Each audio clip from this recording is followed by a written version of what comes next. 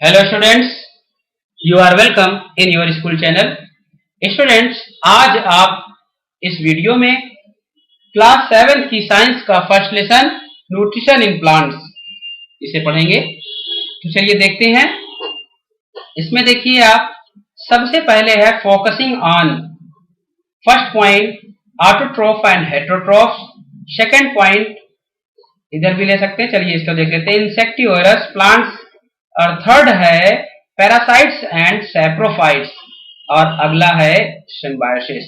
तो ये जो भी आपको पॉइंट्स दिए गए हैं, इन्हीं पर क्या किया जाएगा, इस चैप्टर में फोकस किया गया है, इन्हीं के बारे में डिटेल में बताया गया है।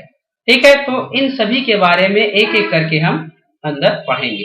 ठीक है, तो चलिए देखते हैं।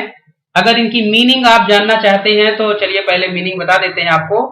ऑटोट्रोफ, ऑटोट्रोफ मीन्स क्या होता है, स्वपोषी। ऑटोट्रोफ या ऑटोट्रोफिक अगर दिया है, दोनों का मतलब होता है स्वपोषी। इसी तरीके से हेटेरोट्रोफ या हेटेरोट्रोफिक दिया है तो उसका मीन्स होता है परपोषी, जो दूसरों पर निर्भर करते हैं। ठीक है, और अगला है इंसेक्टिवरस। इंसेक्टिवरस मीन्स क्या होगा, कीट भक्षी, जो क्या करते हैं, कीड़ा खाते हैं। ठीक है ना, ऐसे पौधे। अगला है पैरासाइट्स। पैरासाइट का मतलब परजीवी।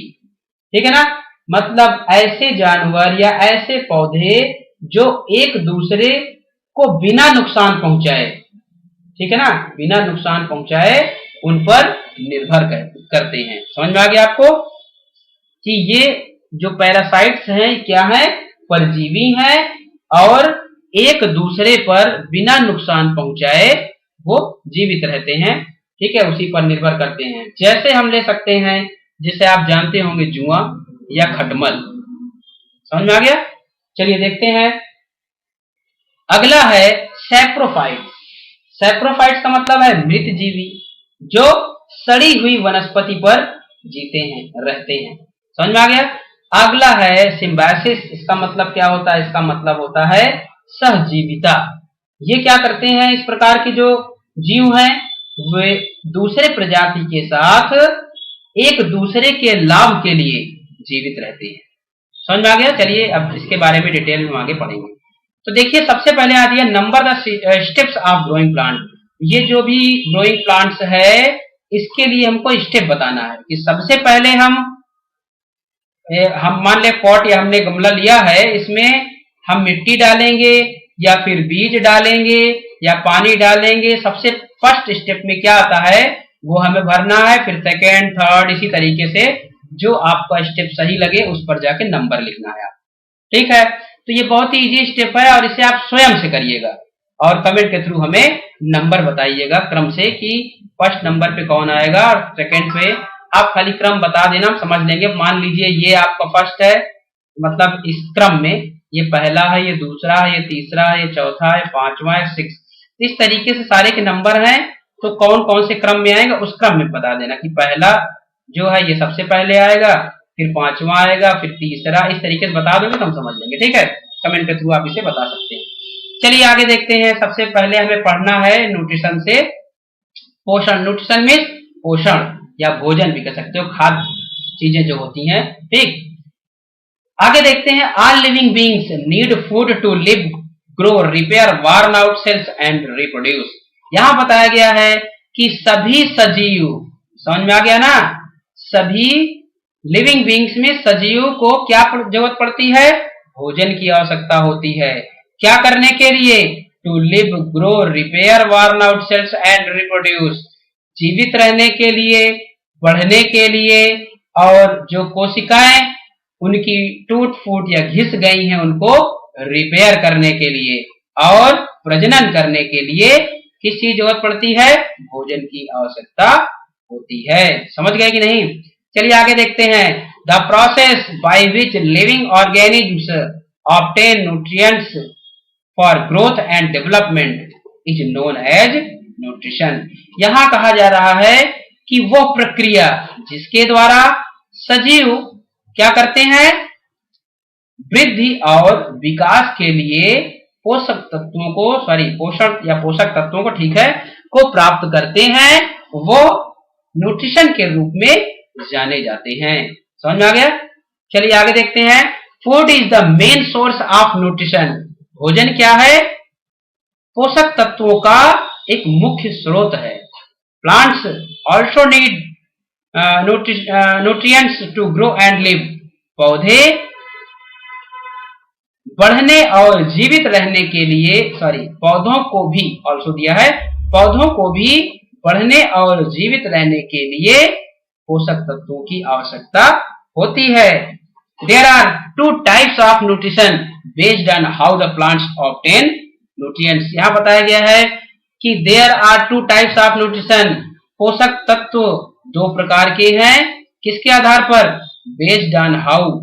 किसके आधार पर? कि कैसे पौधे पोषक तत्वों को प्राप्त करते हैं, इसके आधार पर दो प्रकार के होते हैं। ठीक है। Mode of nutrition. Mode means प्रकार कह सकते हैं। ठीक है। मोड मीन्स तरीका या प्रकार।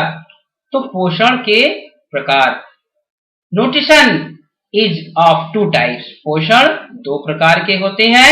दे are autotrophic nutrition and heterotrophic mode of nutrition. यहाँ बताया गया है कि वे स्वपोषी और परपोषी प्रकार के पोषण हैं।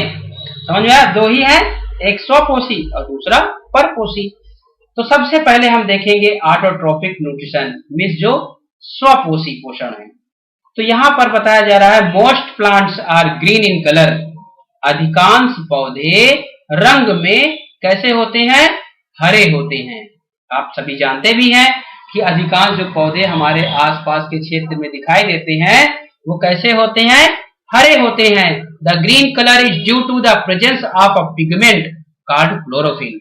यहाँ बताया जा रहा है कि ग्रीन कलर, हरा रंग किसके कारण है? Is due to the presence of pigment एक रंग द्रव्य, जो एक उसमें क्या भरा हुआ है?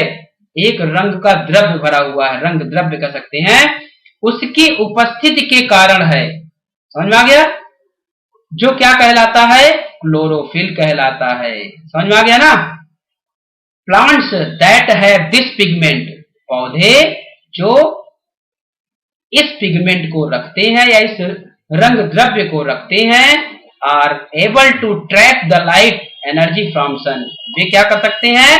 सूर्य से प्रकाश की जो ऊर्जा है, समझ में आया ना, उसको ट्रैप करने में, फंसाने में, रोकने के योग्य होते हैं। समझ में आ गया ना? मतलब कहना यह है कि ऐसे पौधे जिनमें ये रंग द्रव्य पाए जाते हैं, वे सूर्य से जो प्रकाश की ऊर्जा है उसको रोकने के योग्य होते हैं। They then use this energy to prepare their own food। वे तब इस एनर्जी का प्रयोग करते हैं, क्या करने के लिए? प्रिपेयर दियर ओन फूड, अपने स्वयं के भोजन को बनाने के लिए उसका प्रयोग करते हैं।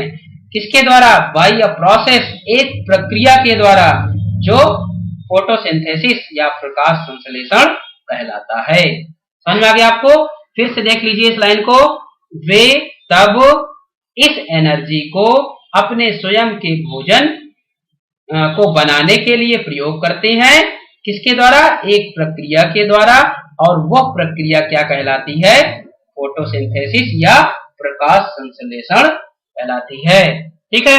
चलिए आगे देखते हैं। This type of nutrition in which the food is prepared by the organism itself is called autotrophic nutrition.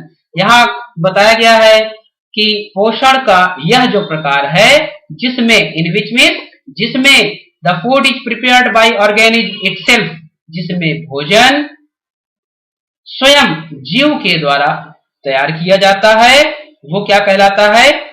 स्वपोषी पोषण कहलाता है। समझ में आ गया? The organism that prepare their own food, जीव जो अपना स्वयं का भोजन बनाते हैं, वे क्या कहलाते हैं? स्वपोषी कहलाते हैं। ठीक है। आगे देखते हैं।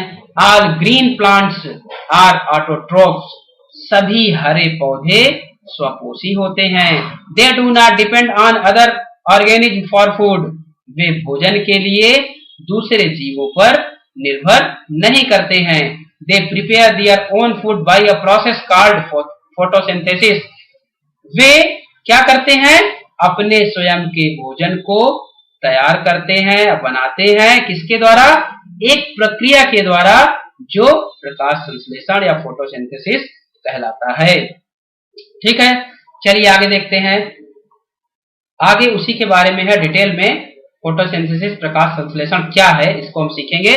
तो इसमें है फोटो मीन्स फोटो, इसमें जो फोटो है इतने, फोटो का मतलब क्या है? लाइट मीन्स प्रकाश, और सिंथेसिस का मतलब है पुट टुगेदर, एक साथ मिलाना या मिश्रित करना, एक साथ रखना। तो देखते हैं, photosynthesis is the process of putting together of carbon dioxide. कह रहे हैं कि प्रकाश संश्लेषण क्या है? कार्बन डाइऑक्साइड और वाटर को एक साथ मिश्रित करने की प्रक्रिया है। क्या करने के लिए? To make food in presence of light and chlorophyll. प्रकाश और क्लोरोफिल की उपस्थिति में भोजन बनाने के लिए कार्बन डाइऑक्साइड और वाटर को एक साथ मिश्रित करने या मिलाने या एक साथ रखने की प्रक्रिया है। समझ में आ गया? These are the raw material. ये सभी क्या है? जो भी आपने देखा, कार्बन डाइऑक्साइड, वाटर, इनसे जो भी मिनरल्स और आपके रूट से लिए जाते हैं, वे सभी क्या हैं? रॉ मटेरियल्स हैं, कच्चे पदार्थ हैं जिनसे भोजन तैयार होता है। ठीक है ना? जैसे आप क्या करते हैं, बाजार से सब्जी, कच्ची सब्जी लाते हैं, फिर उसको काटते हैं और पकाते हैं, तब आपका भोजन तैयार हो जाता है। उसी तरीके से इसमें रॉ मटेरियल, कच्चे पदार्थ के रूप में जो वाटर है और कार्बन डाइऑक्साइड, ठीक है ना, ये सारी चीजें हैं जिन, और मिनरल्स, जो रूट से वाटर मिनरल्स जो भी चीज लिए जाते हैं, वे सभी क्या है? रॉ मटेरियल्स हैं, और इन्हीं से फिर इनका भोजन तैयार होता है। ठीक है, चलिए आगे देखते हैं। During photosynthesis these raw materials are collected from the surroundings। कह रहे हैं कि प्रकाश संश्लेषण के दौरान ये जो रॉ मटेरियल्स हैं, ये कच्चे पदार्थ आसपास से कलेक्ट किए जाते हैं, एकत्रित किए जाते हैं, इकट्ठा किए जाते हैं। जैसे कि water, it is absorbed from the soil by root. यह जड़ से या जड़ के द्वारा मिट्टी से अवशोषित किया जाता है। समझ में आया? मतलब जड़ में, मिट्टी में जो जड़ होती है, वहीं से पानी को खींच लिया जाता है ऊपर की ओर, एब्जॉर्ब कर लिया जाता है। लाइट, लाइट कहां से प्राप्त होती है? Sunlight is the source. जो हमारी सनलाइट है, सूर्य की किरण है, वो स्रोत होती है। ठीक है ना? वहीं से लाइट मिलती है। Which is made available to the plant by the chlorophyll presence in them. जो विच इज मेड अवेलेबल, जो उपलब्ध होती है, उपस्थित होती है, टू प्लांट्स मीन्स पौधों तक, या पौधों तक आती है कह सकते हैं, bye the chlorophyll presence in them. उनमें जो क्लोरोफिल की उपस्थिति होती है, उसी के द्वारा पौधों तक या पौधों में इसकी उपलब्धता बनती है, ऐसा कर सकते हैं। ठीक है ना? समझा कि नहीं? मतलब अगर पौधे में क्लोरोफिल ना हो तो आपको प्रकाश फिर नहीं मिलेगा, मतलब वो ट्रैप ही नहीं करेगा, रोकेगा ही नहीं। तो क्लोरोफिल की ही वजह से जब प्रकाश उस पर पड़ता है तो ट्रैप हो जाता है, एब्जॉर्ब हो जाता है। समझ में आ गया? आगे है कार्बन डाइऑक्साइड। कार्बन डाइऑक्साइड के बारे में क्या है, कहां से मिलता है? Leaves of plants absorb carbon dioxide from air. हवा से कार्बन डाइऑक्साइड को जो हमारे पौधों की पत्तियां हैं वो एब्जॉर्ब कर लेती हैं। ठीक, चलिए देखते हैं आगे क्या है। आगे है, इन फोटोसिंथेसिस प्रकाश संश्लेषण में oxygen is given out as a by product. जो ऑक्सीजन है वो एक बाई प्रोडक्ट के रूप में, गिवन आउट मीन्स बाहर निकलती है, दी जाती है। अब आप कहेंगे बाई प्रोडक्ट क्या है? बाई प्रोडक्ट मतलब उपोत्पादन, मतलब जो भोजन तैयार हो रहा है। आप तो समझ रहे हो कि जो भी आपको बताया गया कि वाटर, मिनरल्स और ये क्लोरोफिल, सारी चीजें मिलकर क्या कर रही हैं? पौधे के लिए भोजन बना रही हैं। तो एक तो वर्क ये हो गया भोजन बनाने का, और दूसरा जो वर्क इसी से हो रहा है, इसी से एक दूसरा भी चीज हमें मिल रहा है। क्या मिल रहा है? ऑक्सीजन। तो ऑक्सीजन जो है, जो उसी से प्राप्त हो रहा है, वो क्या कहलाएगा? बाई प्रोडक्ट कहलाएगा। समझ में आ गया ना? मतलब अगर हम किसी भी चीज को कर रहे हैं, किसी चीज को प्राप्त करने के लिए, और उसी से कोई दूसरी चीज भी बन जाती है, तो वो जो दूसरी चीज है वो क्या कहलाएगी? By product. ठीक है ना? चलिए आगे देखते हैं। This oxygen is needed by animals and human beings for their survival. और जो कह रहे हैं कि यह जो ऑक्सीजन है, यह आवश्यक है किसके लिए? जानवरों और सजीव के लिए, उनके जीवित रहने के लिए। उनके जीवित रहने के लिए जानवरों और जो मानव है, ठीक है ना, मानव जाति है, उसके लिए यह ऑक्सीजन आवश्यक है। The leaves have special structure. पत्तियां एक खास संरचना को रखती हैं या खास संरचना वाली होती हैं, जो क्या कहलाती हैं? क्लोरोप्लास्ट कहलाती हैं। मतलब उनकी जो एक खास एक विशेष संरचना है, उसी को क्या कहते हैं हम? क्लोरोप्लास्ट कहते हैं। Which contains a green pigment, जो एक हरे रंग द्रव्य को शामिल करती हैं। मतलब उसमें क्या होता है? क्लोरोप्लास्ट में एक ग्रीन पिगमेंट शामिल होता है, ठीक है, जिसे हम क्या कहते हैं? क्लोरोफिल। जो ग्रीन पिगमेंट है वो क्या है? Chlorophyll. Chlorophyll absorbs the sunlight, और यही क्लोरोफिल सनलाइट को एब्जॉर्ब करती है। ठीक है ना? अगर ये क्लोरोफिल ना हो तो हम सनलाइट को एब्जॉर्ब नहीं कर सकते। Convert it into chemical energy, और फिर उसे केमिकल रासायनिक ऊर्जा में परिवर्तित करती है। That is then used to prepare food in leaves. और कह रहे हैं कि जब ये वर्क हो जाता है, तब पत्तियों में भोजन को बनाने के लिए, प्रिपेयर करने के लिए उसका प्रयोग किया जाता है। चलिए आगे देखते हैं। ये आप जो देख पा रहे हैं, ये क्या है? क्लोरोप्लास्ट ही है। यहाँ पर आपने पढ़ा भी कि पत्तियों की एक खास संरचना होती है जो क्लोरोप्लास्ट कहलाती है। तो ये आपका क्या है? क्लोरोप्लास्ट है, और जो कि कहाँ पाया जाता है? प्लांट सेल में। प्लांट सेल में क्लोरोप्लास्ट है, और इसी के अंदर ये जो आप देख पा रहे हैं, जो कि एक डिश के रूप में है, ठीक है ना, इसी में क्या भरा हुआ है? क्लोरोफिल। चलिए आगे देखते हैं। यहां पर ये आपको दिखाया गया है जो क्रॉस सेक्शन किसका है? लीफ का। लीफ का क्रॉस सेक्शन है, और इसके सभी पार्टों को डिटेल में बताया गया किसका क्या नाम है। डिटेल में तो नहीं है, मतलब उसका नेमिंग किया गया है, ठीक है, सभी पार्टों का नाम बताया गया है। अब इसको डिटेल में हम यहाँ पढ़ेंगे। चलिए देखते हैं।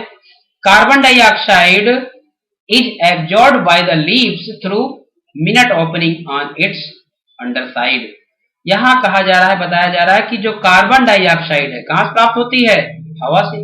तो जो कार्बन डाइऑक्साइड है, ये इज एब्जॉर्ब्ड बाय लीव्स, पत्तियों के द्वारा एब्जॉर्ब की जाती है, अवशोषित की जाती है, through minute opening on its underside. मतलब पत्ती के नीचे का जो भाग है, निचला भाग, अंडरसाइड, नीचे का जो भाग है, उसमें जो मिनट ओपनिंग होती है, ये जो ओपनिंग हुई यहाँ पर आप देख पा रहे हैं, ये ओपन है और ये क्लोज है। तो ये जो मिनट ओपनिंग होती है, उसी से कार्बन डाइऑक्साइड को प्राप्त करते हैं। ठीक है, पत्तियां यहीं से एब्जॉर्ब कर लेती हैं। एस्टोमेटा आगे अच्छा है, इसमें they are known as stomata, और इसी को क्या कहते हैं? हम एस्टोमेटा का नाम देते हैं। Stomata are surrounded by bean shaped का सेल्स। कह रहे हैं कि जो एस्टोमेटा है, ये बीन सेम जो होता है उसका बीज देख पा रहे हैं, सेम के आकार की कोशिका से घिरा होता है। ठीक है, जो एस्टोमेटा है, ये दोनों साइड में क्या है? एस्टोमेटा में यही जो छिद्र है, यहाँ पे देख सकते हैं स्टोमा दिया है। सिंगल अगर एक को लेंगे हम तो स्टोमा बोलेंगे, और भी छिद्र, वही स्टोमा नाम दिया गया यहाँ पे। ठीक है ना? तो ये जो छिद्र है, इसका नाम क्या है? स्टोमा। स्टोमा कब कहेंगे? जब एक होगा, सिंगल होगा। अगर हम सब की बात करेंगे तो स्टोमेटा का नाम देते हैं। ठीक है, तो यहाँ ये समझना है कि ये जो स्टोमेटा है, स्टोमेटा के दोनों साइड में क्या है? बीन शेप्ड सेल्स हैं, कोशिकाएं। ठीक, आगे है cells called guard cells on either side. समझ में आ गया? यहाँ पर बताया गया है कि ये जिसे आप बीन शेप्ड सेल्स जो आप नाम सुना भी, ये जो है क्या कहलाते हैं? गार्ड सेल कहलाते हैं। इनका नाम क्या है? गार्ड सेल दिया है ना। और ऑन आइदर साइड मीन्स दोनों साइड में, अलग अलग दोनों जो हैं, इन दोनों का नाम क्या है? गार्ड सेल ही है। These cells also have chloroplasts, और यही जो कोशिकाएं हैं ये क्या करती हैं? Chloroplast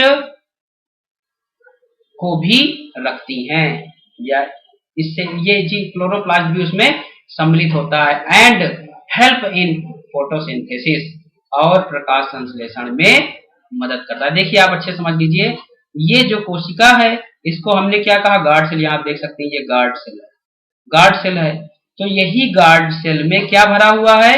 chloroplast. ये आप देख पा रहे हैं जो पूरा ये संरचना, क्लोरोप्लास्ट इसमें फिल है, अंदर भरा हुआ है। और इसी क्लोरोप्लास्ट के अंदर आप क्या भरा हुआ है? क्लोरोफिल। अच्छे समझ में आ गया होगा। फिर आगे है इसमें the water that is taken up into the leaves, पानी जो पत्तियों में लिया गया है। पत्तियों में पानी आया कहां से? रूट से। रूट से होते हुए स्टेम तने में, और तने से होते हुए पत्तियों तक पहुंचा, लीव्स तक। ठीक है, तो इसमें जो वाटर लिया गया है एंटर्स द गार्ड सेल, वो कहां पहुंचता है? पत्तियों के गार्ड सेल तक पहुंचता है। द गार्ड सेल स्वेल्स, और फिर ये जो गार्ड सेल है ये क्या होता है? स्वेल, फूल जाता है। एंड आर पुल्ड अपार्ट, और क्या होता है? एक ओर खींच जा, जब ये भरेगा तो फूलेगा तो एक ओर ऐसे इधर साइड और इधर साइड खींचेगा, जब खींचेगा तो बीच में छिद्र होगा, स्टोमा। ठीक, तो pulled apart making an opening, एक ओपनिंग को बनाते हुए खींच जाता है, जो स्टोमेटा कहलाता है। अब अच्छे समझ गए होंगे कि कब ये खुलता है? जब वाटर इस गार्ड सेल में फिल हो जाता है तो ये फूल जाता है और एक ओर खींच जाता है, दोनों साइड अपनी अपनी ओर खींचते हैं, तो बीच में एक छिद्र होता है जो स्टोमेटा होता है, जिसका नाम क्या है? स्टोमेटा है। When water is lost from the guard cell, और जब इस गार्ड सेल से वाटर बाहर निकल जाता है तो क्या होता है? दे श्रिंक, वे सिकुड़ जाते हैं, गार्ड सेल सिकुड़ जाता है। एंड द पोर क्लोजेस, और ये जो छिद्र है वो बंद हो जाता है, जैसा कि आप देख पा रहे हैं। ठीक है ना, छिद्र आपका क्लोज हो जाएगा, बंद हो जाएगा। आगे देखते हैं,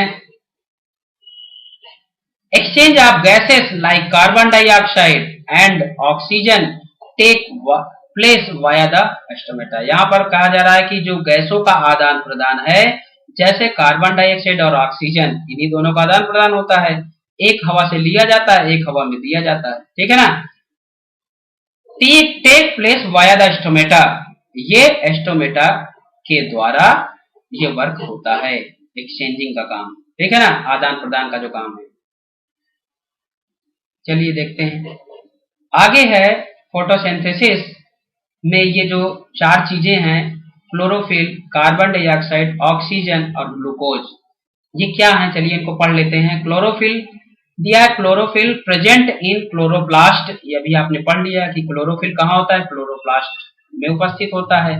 जो क्या करता है? Helps in absorption of sunlight, जो सूर्य की किरणें हैं उसके अवशोषण में सहायक होता है, उसको रोकने में सहायक होता है।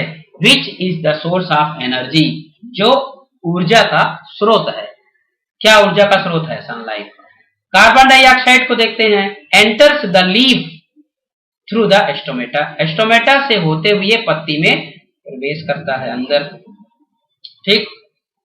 ऑक्सीजन है, formed is released through the stomata. Oxygen क्या होता है? ऑक्सीजन फॉर्म्ड मतलब अंदर जो भी ऑक्सीजन बना है, उत्पन्न हुआ है, वो बाहर निकलता है। कहां से? स्टोमेटा के द्वारा। Glucose, glucose is the food produced, यहां पर कह रहे हैं कि जो ग्लूकोज है वो क्या है?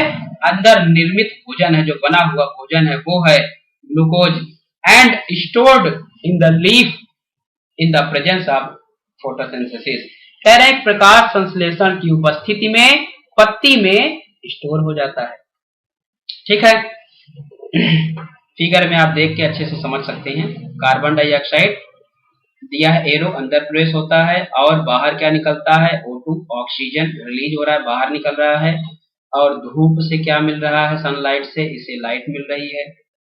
ठीक है, और वाटर फ्रॉम सॉइल, मिट्टी से वाटर ऊपर जा रहा है और यहाँ पे भोजन बन रहा है ग्लूकोज। ठीक है, चलिए देखते हैं। The food produced by photosynthesis is starch. कह रहे हैं कि प्रकाश संश्लेषण के द्वारा जो बना हुआ भोजन है वो क्या है, स्टार्च है।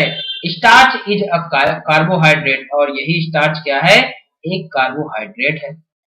This food is transported to all part of the plants, और यह जो भोजन है वे पौधे के सभी भागों में ट्रांसपोर्ट कर दिया जाता है, भेज दिया जाता है through a network of pipe like structure. कह रहे हैं कि एक पाइप की तरह संरचना जो है उसी के एक नेटवर्क, एक जाल के द्वारा पूरे पौधे में भेज दिया जाता है, जो क्या कहलाता है, फ्लोएम। पाइप लाइक स्ट्रक्चर जो है वो क्या है, फ्लोएम। फ्लोएम एक क्या है, पाइप के जैसी एक संरचना है, एक पाइप की तरह, जिसमें से होकर क्या जाता है, स्टार्च में बना हुआ जो भोजन है वो पौधे के सभी भागों में जाता है। अब कहां से जाता है, पत्ती से। पत्ती में ही भोजन बना, तो पत्ती से भोजन पूरे पौधे में फ्लोएम जो एक पाइप लाइक स्ट्रक्चर है उसी के द्वारा जाता है। एक और इसमें है पार्ट्स, जाइलम, देख सकते हैं यहाँ पे। फ्लोएम का तो इन्होंने बता दिया, एक जाइलम है। ठीक है, इसका क्या वर्क होता है, जाइलम का वर्क होता है, ये क्या करता है, जो देखिए यहां पर जो फूड बना, इस फूड को पूरे पौधे में भेजने के लिए फ्लोएम यूज होता है।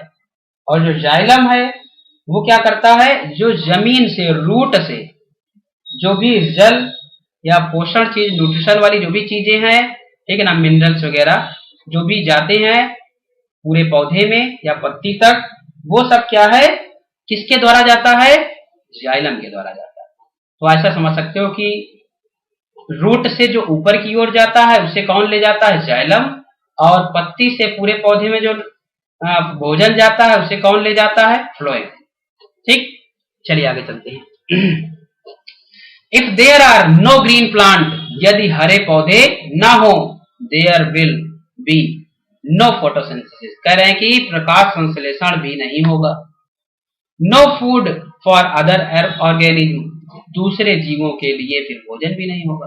समझ सकते हैं आप भाई, अगर हरे पौधे ही नहीं है तो भोजन ही नहीं बनेंगे, प्रकाश संश्लेषण का वर्क नहीं होगा तो भोजन नहीं बनेगा, भोजन नहीं बनेगा तो जो दूसरे जीव हैं जैसे हम लोग उसी पर निर्भर करते हैं, जो भी फ्रूट्स लाते हैं या सब्जियां लाते हैं वो सब क्या है, प्लांट्स के फ्रूट ही तो हैं, फूड है, समझ सकते हैं। फूड उसको हम जो लाते हैं, अगर वो होगा ही नहीं, फ्रूट बनेगा ही नहीं, सब्जियां होंगी ही नहीं, तो हमारे लिए भोजन भी नहीं रहेगा। Hence, all the organisms are directly or indirectly dependent on plants for nutrition।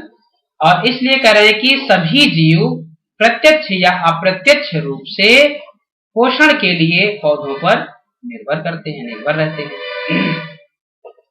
Starch produced during photosynthesis contain carbon, hydrogen and oxygen। कह रहे हैं कि जो बना हुआ स्टार्च है या निर्मित स्टार्च है, किसके द्वारा, प्रकाश संश्लेषण के द्वारा निर्मित स्टार्च, जिनमें कार्बन, हाइड्रोजन और ऑक्सीजन सम्मिलित होता है। ठीक है ना, अच्छे समझ गए, मतलब प्रकाश संश्लेषण के दौरान जो स्टार्च बनता है उनमें ये सारी चीजें सम्मिलित होती हैं। These are used for the synthesis of other nutrients like fat, proteins, etc। कह रहे हैं कि These are used for, ये जो है किस लिए प्रयोग होते हैं, दूसरे जो भी पोषक तत्व हैं जैसे फैट, प्रोटीन इत्यादि के संश्लेषण के लिए इसका प्रयोग किया जाता है। प्रोटीन्स कंटेन नाइट्रोजन, प्रोटीन्स जिनमें नाइट्रोजन सम्मिलित होता है, which is obtained from the atmospheric atmosphere through the soil, जो मिट्टी से हमारे वातावरण, एटमॉस्फेयर में वातावरण से प्राप्त होता है। समझ में आ गया? मतलब मिट्टी से होते हुए वातावरण से प्राप्त होता है, क्योंकि वहीं हवा में ही नाइट्रोजन है, हवा में नाइट्रोजन और कई सारी गैसें होती हैं, तो वहीं से ये सारी चीजें प्राप्त कर ली जाती हैं। तो लेकिन हवा में जाता कहां से है? मिट्टी से जाता है। कैसे जाता है उससे आगे पढ़ते हैं। Atmospheric nitrogen can not be absorbed by the plant directly. कह रहे हैं कि जो वातावरणीय नाइट्रोजन है उसे एक पौधा प्रत्यक्ष रूप से एब्जॉर्ब नहीं कर सकता है। नाइट्रीफाइंग बैक्टीरिया, नाइट्रीफाइंग मिश्र जो क्या करता है? नाइट्रोजनीकरण कह सकते हैं। नाइट्रोजनीकरण करने वाला जो बैक्टीरिया है, जैसे राइजोबियम प्रेजेंट इन सॉइल, जो कि मिट्टी में उपस्थित रहता है, प्रेजेंट होता है, ये क्या करता है? कन्वर्ट एटमॉस्फेरिक नाइट्रोजन, ये एटमॉस्फेरिक नाइट्रोजन को कन्वर्ट करता है किसमें? इनटू वाटर सॉल्युबल नाइट्रोजन, मतलब जल में घुलित नाइट्रोजन में उसे कन्वर्ट कर देता है। ठीक है ना? Water soluble nitrogen compound miss यौगिक में उसे कन्वर्ट कर देता है। The nitrogen in this form, इस रूप में जो नाइट्रोजन है वो क्या होता है? मिक्सेस विद सॉइल, मिट्टी से मिक्स हो जाता है, मिट्टी में घुल जाता, मिल जाता है, and is absorbed by the plant, और पौधों के द्वारा अवशोषित कर लिया जाता है। थ्रू दियर रूट्स, इसके द्वारा, उनकी जड़ों के द्वारा। तो अब कहने का मतलब है जो नाइट्रोजन है वो पौधे कहां से प्राप्त करते हैं? हवा से नहीं बल्कि जड़ से प्राप्त करते हैं। और जड़ से कैसे प्राप्त करते हैं? इसी बैक्टीरिया के द्वारा। ये बैक्टीरिया क्या करता है? उसे एटमॉस्फेरिक नाइट्रोजन को वाटर सॉल्युबल नाइट्रोजन में जब कन्वर्ट कर देता है तो ये पानी में घुल जाता है, तो यहीं से जड़ के द्वारा पौधे इसे अवशोषित कर लेते हैं। दिस इज द रीजन, यही कारण है, why farmers use nitrogenous fertiliser for their crop, मतलब इसी कारण जो फार्मर्स, किसान हैं, वो अपने क्रॉप के लिए नाइट्रोजनस फर्टिलाइजर का प्रयोग करते हैं। समझ में आ गया ना? मतलब इसका यह कारण है कि क्यों जो किसान है वो उसका इसमें प्रयोग करते हैं, इस प्रकार के उर्वरक का प्रयोग करते हैं, वो इसीलिए ताकि आसानी से पौधे नाइट्रोजन को प्राप्त कर सके। ठीक, चलिए बस आज के वीडियो में हम इतना ही पढ़ेंगे और नेक्स्ट वीडियो में इसके आगे जो भी एक्टिविटी या जो भी आगे है उसे हम पढ़ेंगे। ठीक है।